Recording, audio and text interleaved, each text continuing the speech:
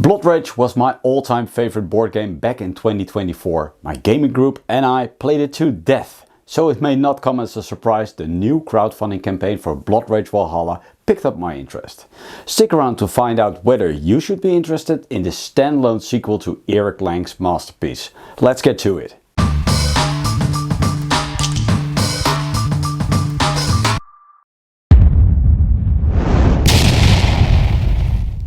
For anyone who's been living under a rock, Blood Rage was Eric Lang's epic Viking strategy game that took the board gaming world by storm back in 2015.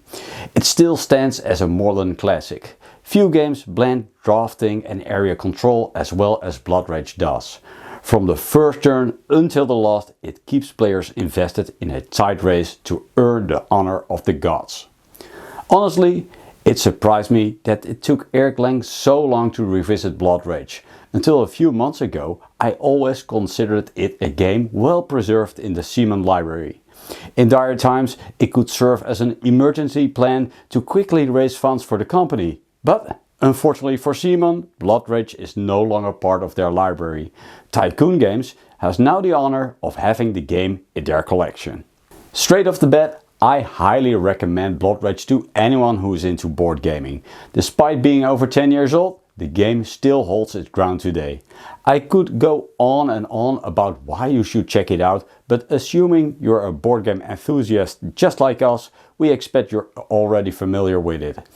And if you're one of those rare breeds who doesn't own a copy yet, get one today.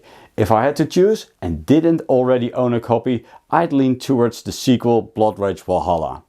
As already mentioned in the intro, Valhalla is a standalone sequel to Blood Rage. It is not an add-on that can be combined with the original 2015 game.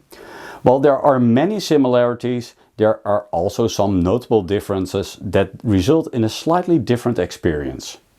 For instance, movement has changed in Valhalla. It is restricted to interconnected regions, and there is no longer a unit limit per region. Upgrading units is no longer tied to a specific unit type, and activated missions now also take up an upgrade slot. These small tweaks make Valhalla feel fresh, while the original game remains recognizable. The most significant change is that the drafting deck now depends on the gods selected at the start of the game. 3 gods determine which cards will be available. On top of that, cards are no longer locked to a specific age, but remain available throughout the entire game, scaling as the ages progress. For example, a +1 strength in age 1 becomes a +3 strength in age 2, and so on and so on. These changes to the drafting system add welcome variety. We especially applaud this improvement as the 2015 Blood Rage can feel a bit still after dozens of plays. So, all good then, you might wonder? Nothing to complain? Has 1d6 softened up? Well, perhaps. But we do have some complaints. First of all, I regret that Valhalla is a standalone sequel.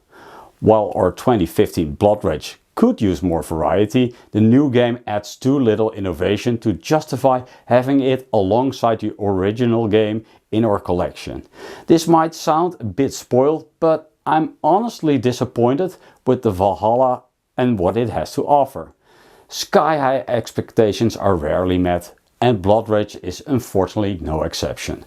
I had hoped Valhalla would revive the game, but instead it feels more like a polished alternate version of the original.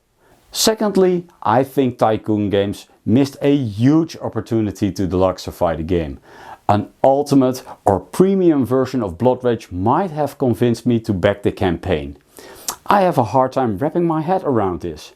Awakened Realms sets the perfect examples on how to truly deluxify a game. Blood Rage really deserves an overhaul. And on this point, Tycoon Games dropped the ball. At 1d6 we won't be backing Valhalla, but it's not unlikely that we'll support 1 or 2 expansions for the original game. With the current campaign, other titles are also available. Rising Sun and Ankh can be picked up as well. So even if Valhalla is not for you, the campaign might still be worth your time. That's it for now. I hope you liked this video. Leave a comment, subscribe, and I'll see you in the next video.